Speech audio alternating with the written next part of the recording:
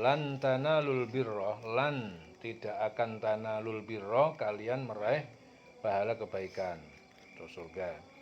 Hatta tunfiqu, sehingga kalian menginfakkan mimma tuhibbun, dari apa yang kalian sukai.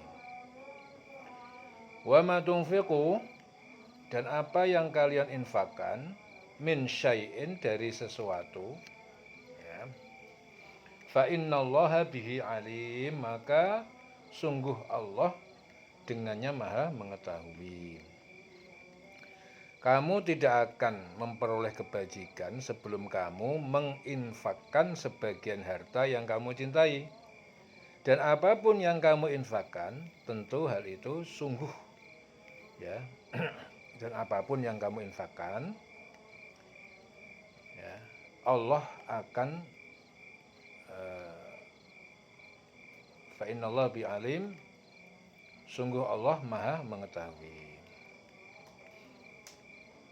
Jadi menurut Anas bin Malik, ayat ini diturunkan sehubungan dengan Abu Tolhah, seorang sahabat Ansor yang terkaya di Madinah, yang menyumbang harta berupa tanah, ya, berupa tanah untuk kepentingan agama. Jadi orang-orang mukmin ingat ya, bahwa tidak akan memperoleh kebajikan dan kebaikan sempurna dan diridhoi seperti yang kalian harapkan, kecuali apabila kalian mengeluarkan sebagian barang kecintaan kalian untuk berbagai jalan Allah. Apapun yang kalian keluarkan, sedikit atau banyak, berupa materi atau lainnya, pasti diketahui Allah. Sebab Allah Maha mengetahui dan tidak ada sesuatu pun yang tersembunyi bagi Allah, baik di langit maupun di bumi. Kullu tu'ami kana hillan, setiap makanan, jenis makanan tu'am, kana hillan, telah menjadi halal, li bani Israil, bagi anak cucu Israil ataupun Yakub bin Ishak bin Ibrahim. Illa ma harrama Israilu, kecuali apa yang diharamkan oleh Israel, ala nafsihi, atas dirinya sendiri, min qabli, dari sebelum antunazzalat Taurah, min qabli, dari sebelum antunazzalat Taurat, ya, diturunkannya Taurat. Qul fa'tu bit Taurati, katakanlah, fa'tu, maka kalian datanglah bit Taurat, dengan Taurat, fatsluha, lalu bacalah ia, ya, in kuntum shodiqin, jika kalian adalah orang-orang yang benar. Semua makanan itu halal bagi Bani Israel, kecuali makanan yang diharamkan oleh Israel atau Yakub atas dirinya sebelum Taurat diturunkan. Jadi setelah Taurat diturunkan, ada beberapa makanan yang diharamkan bagi mereka sebagai hukuman. Jadi nama-nama makanan itu disebut di dalamnya, dalam surah An-Nisa ada, ya, Al-An'am juga ada, ya. Bawalah Taurat lalu bacalah jika kamu orang yang benar. Semua makanan itu halal bagi Bani Israel, kecuali makanan yang diharamkan oleh Israel atau Yakub atas dirinya sebelum Taurat diturunkan. Katakanlah Muhammad, maka bawalah Taurat lalu bacalah jika kamu orang yang benar, in kuntum shodiqin. Faman iftara 'ala Allahil kadzib, ya, maka barang siapa iftara, mengada-adakan 'ala Allahil kadzib, terhadap Allah kebohongan, min ba'di dzalik, dari sesudah itu, sesudah bukti nyata, faulaika humuz zalimun, maka mereka itu adalah orang-orang yang zalim. Kalau ternyata mereka tidak dapat mendatangkan bukti, maka siapa saja di antara mereka yang membuat-buat dusta, ya, membuat-buat dusta terhadap Allah setelah kuatnya bukti, ya, adalah orang yang benar-benar tetap bersikap lalin, ya. Jadi dusta terhadap Allah ialah dengan mengatakan bahwa sebelum Taurat diturunkan Allah telah mengharamkan beberapa makanan pada Bani Israel. Jadi ini terkait dengan ayat sebelumnya yang terkait dengan kullut ta'ami kana hilan li Bani Israel. Jadi orang-orang Yahudi itu kan memprotes penghalalan sebagian makanan seperti daging, susu onta kepada umat Islam dan mengklaim bahwa syariat Ibrahim tidak menghalalkan beberapa jenis makanan itu. Kemudian Allah membantah protes itu dengan penjelasan bahwa segala macam makanan pada dasarnya itu dihalalkan kepada anak keturunan Yakub sebelum diturunkannya Taurat, kecuali yang diharamkan oleh Yakub untuk dirinya sendiri karena suatu sebab, ya. Maka mereka pun mengharamkannya pula.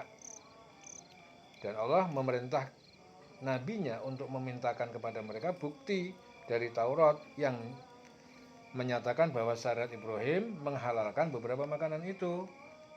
Kalau klaim mereka benar, tapi ternyata mereka tidak mampu melakukannya, ya. Maka barang siapa yang mengada-ada kebohongan terhadap Allah setelah itu, maka mereka itulah orang yang zalim. Faman iftara 'alallahil kadzib min ba'di dzalik faulaika humuz zalimun. Maka barang siapa yang mengada-ada kebohongan terhadap Allah, ya, mengada-ada kebohongan terhadap Allah. Jadi dusta terhadap Allah itu dengan mengatakan bahwa sebelum Taurat diturunkan Allah telah mengharamkan beberapa makanan kepada Bani Israel. Ya, mereka itulah orang yang zalim. Qul sadaqallah. Katakan Muhammad, sadaqallah. Semua firman Allah telah benar. Fattabi'u millata Ibrahim hanifa. Fattabi'u, maka kalian ikutilah millata Ibrahim, agama Ibrahim, hanifan, yang lurus, wa makana minal musyrikin, dan dia tidak jadi termasuk wa makana minal musyrikin, dia tidak termasuk orang-orang yang musyrik. Katakanlah Muhammad, benarlah segala yang difirmankan Allah. Maka ikutilah agama Ibrahim yang lurus, dan dia tidaklah termasuk orang yang musyrik. Inna awwala baiti wudi'a linnas, inna sesungguhnya awwala baitin, rumah pertama tempat ibadah, wudi'a linnas, yang dibangun untuk manusia, lalladzi bibakkata mubarakan. Lilladzi adalah bibakah, yang di Bakkah yaitu Mekah, mubarakan yang diberkahi, wahudan yang menjadi petunjuk, lil alamin bagi semesta alam.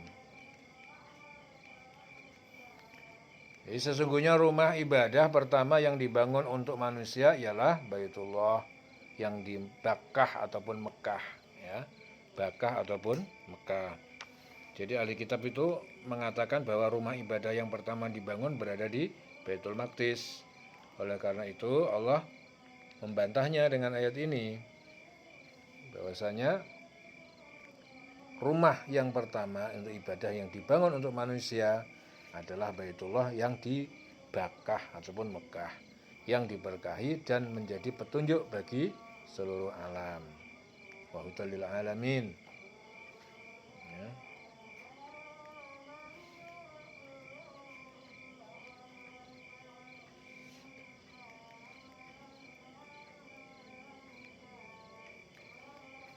Jadi diantara bentuk mengikuti milat Ibrahim, agama Ibrahim, adalah sholat menghadap dan berziarah ke Ka'bah yang dibangunnya. Hal itu dijelaskan Allah, ya, sesungguhnya rumah pertama dan yang paling terhormat yang dijadikan Allah sebagai tempat peribadatan adalah yang terletak di kota Mekah. Rumah itu penuh dengan segala bentuk kebaikan, keberkahan, berbagai macam keberkahan. Jadi Allah menitipkan keberkahannya kepada rumah itu yang merupakan tempat hidayah bagi umat manusia dengan mendatanginya dan menghadap kepadanya saat melakukan sholat, yaitu Ka'bah. Ka'bah yang berada di kota Mekah itu adalah rumah pertama yang dibangun di muka bumi sebagai tempat peribadatan kepada Allah. Ya, bangsa dan kabilah lain di dunia ini membangun rumah untuk menyembah patung. Orang-orang Mesir kuno, ya misalnya, menyembah sejumlah Tuhan dalam satu waktu sekaligus atau dalam waktu-waktu terpisah, mulai dari menyembah matahari dengan dewannya yang bernama Ra, ya, kemudian menyembah gambar sampai kepada menyembah tiga Tuhan, ya, tiga Tuhan yang disembah mereka itu apa itu? Osiris, Osiris, dan anaknya Horus. Ya. Untuk keperluan itu mereka membangun sejumlah patung. Nah, orang-orang Assyria menyembah apa? Baal Masmush, dewa matahari, dan membuat patung dalam bentuk yang mirip spring, berkepala manusia dan bertubuh singa dan bersayap. Orang-orang Kan'an juga menyembah Baal, juga mirip dengan spring yang patungnya masih ada sampai sekarang. Ya, jadi meskipun dalam bentuk yang tidak sempurna lagi, di kota Baalbek, Lebanon, kota Mekah itu, jadi gini, di dalam ayat ini kota Mekah itu disebut apa? Disebut Bakkah, ya. Bukan Makkah tapi Bakkah. Jadi keduanya itu sama benarnya. Jadi ini menyangkut masalah dialek beberapa kabilah Arab. Jadi terdapat gejala perubahan, ya, masalah dialek saja. Tapi Bakkah sama Makkah itu sama, ya.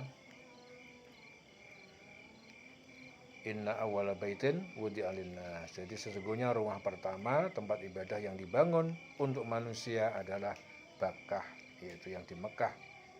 Mubarak, ya, yang penuh dengan berkah, wahudan, menjadi petunjuk lil alamin. Itu adalah Ka'bah. Ya.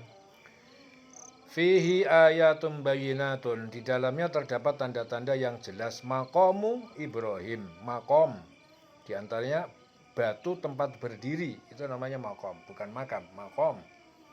Ibrahim, tempat berdirinya Ibrahim. Wa man dakhalahu kana amina, dan siapa yang memasukinya, Masjidil Haram, masuk Masjidil Haram, kana amina, dia telah aman. Walillahi 'alan nas, dan bagi Allah atas kewajiban manusia, hijjul bait, untuk berhaji al-bait, ke rumah Baitullah. Man istata'a, bagi siapa yang mampu, ilahi sabila, kepadanya melakukan perjalanan. Wa man kafara, dan siapa yang ingkar kewajiban berhaji, fa innallaha, maka sungguh Allah ghaniyun, maha kaya. Jadi tidak butuh, ya, ghaniyun, maha kaya, anil alamin, dari semesta alam. Jadi di sana itu terdapat tanda-tanda yang jelas, diantaranya makom Ibrahim, tempat berdirinya Ibrahim. Barang siapa yang masukinya Baitullah, maka amanlah dia.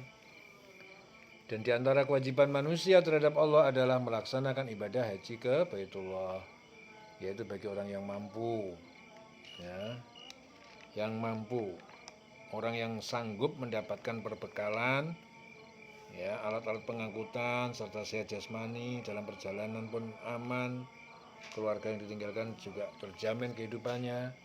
Jadi mampu itu seperti itu, mengadakan perjalanan ke sana yang mampu.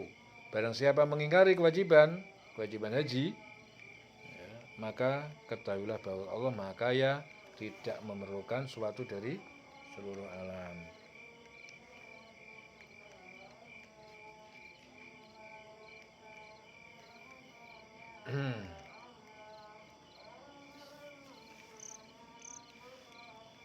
Jadi ini Ikrimah berkata, di saat ayat, ya, di saat ayat tentang barang siapa mencari agama selain Islam, dia tidak akan diterima, dan di akhirat dia termasuk orang yang merugi. Ya. Di saat ayat ini turun, wa may yabtaghi ghairal Islam, barang siapa mencari agama selain Islam, ya, di saat ayat itu turun, kaum Yahudi itu berkata, kami juga termasuk golongan Muslim. Ya. Kemudian Rasulullah bersabda, sesungguhnya Allah mewajibkan orang Islam melakukan ibadah haji. Kaum Yahudi menolak dan berkata, kami tidak wajib beribadah haji. Ya, jadi atas penolakan mereka itu, lalu Allah menurunkan ayat ini, ya, bahwa di sana terdapat tanda-tanda yang jelas, diantaranya makom Ibrahim. Barang siapa memasukinya, Baitullah, amanlah dia. Dan di antara kewajiban manusia terhadap Allah adalah melaksanakan ibadah haji ke Baitullah, yaitu bagi orang yang mampu mengadakan perjalanan ke sana. Barang siapa yang mengingkari kewajiban haji ini, maka ketahuilah bahwa Allah Maha Kaya, tidak memerlukan sesuatu dari seluruh alam. Ya, jadi ayat 97 ini terkait dengan ayat sebelumnya, yaitu ayat 85, yaitu tentang barang siapa yang mencari agama selain Islam, wa may yabtaghi ghairal Islam dinan fala yuqbala minhu wa huwa fil akhirati minal khasirin.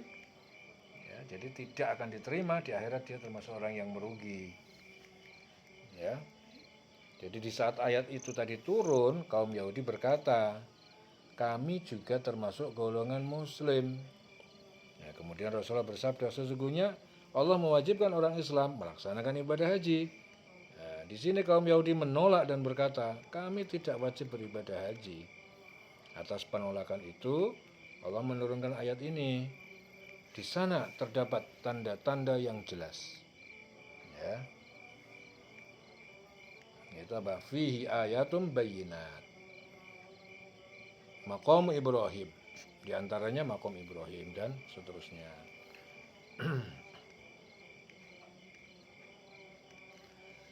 Qul ya ahlal kitab lima takfuruna bi ayatillah. Qul ya ahlal kitab, katakanlah Muhammad, wahai ahli kitab, lima takfurun, ya, mengapa kalian mengingkari bi ayatillah, ayat-ayat Al-Qur'an, ayat-ayat Allah.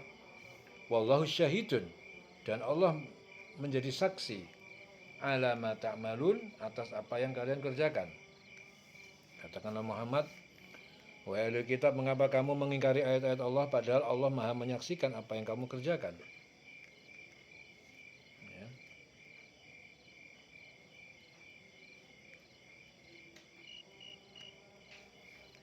Jadi Allah Subhanahu wa taala itu memerintahkan Rasulnya untuk mencela ahli kitab karena mereka tidak berubah dari kekufuran dan kesesatan.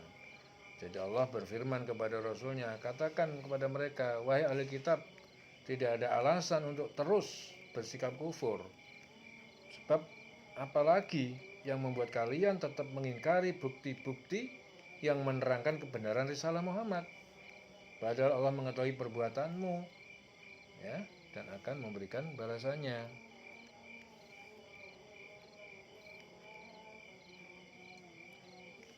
Qul ya ahlal kitab lima tasudduna.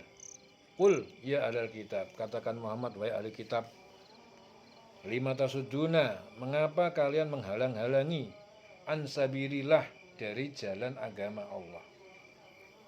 Man amana tabgunaha, orang yang dia telah beriman, tabgunaha, kalian menghendaki jalan Allah.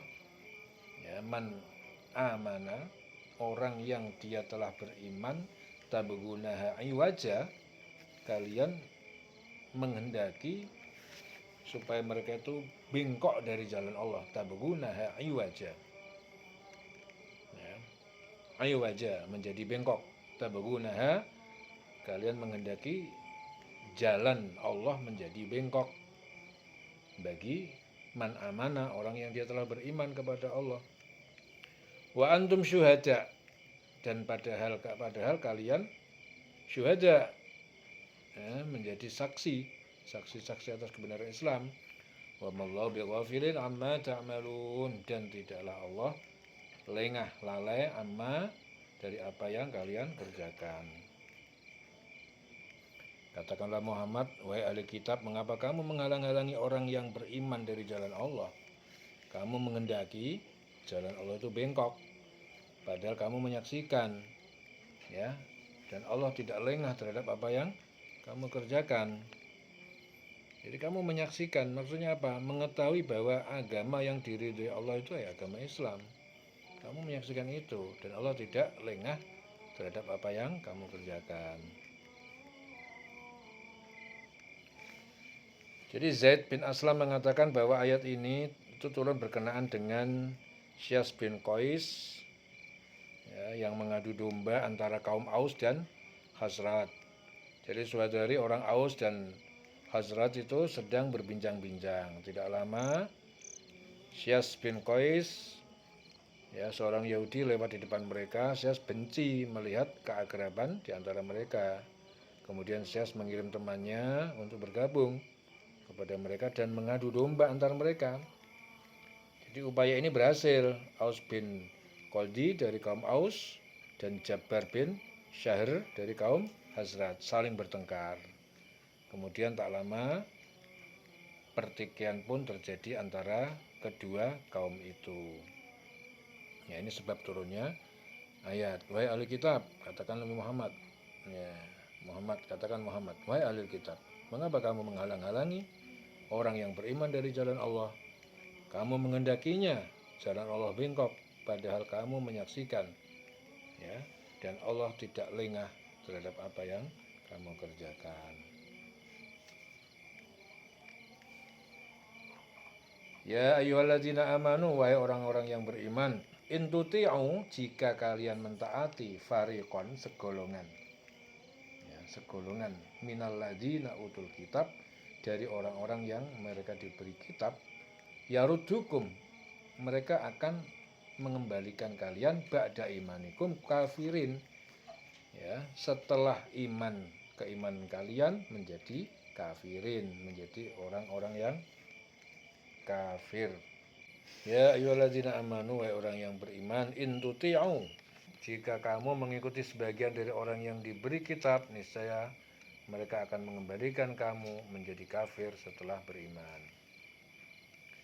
Jadi ini Zaid bin Aslam mengatakan bahwa ayat ini diturunkan sehubungan dengan Aus bin Qaidi dan Jabbar bin Syahr beserta para pengikutnya yang terpancing oleh Syas bin Qais yang saling bertikai. Jadi Allah mengingatkan orang mukmin akan bahaya tuduhan sebagian ahli kitab dengan mengatakan apabila kalian menuruti tuduhan yang dituduhkan ahli kitab terhadap agama kalian, kalian akan kembali kepada kesesatan semula sebelum kalian mendapatkan hidayah, dan mereka akan mengembalikan kalian menjadi orang yang kafir, orang yang ingkar. Ya. Ya, diling-ling selawase.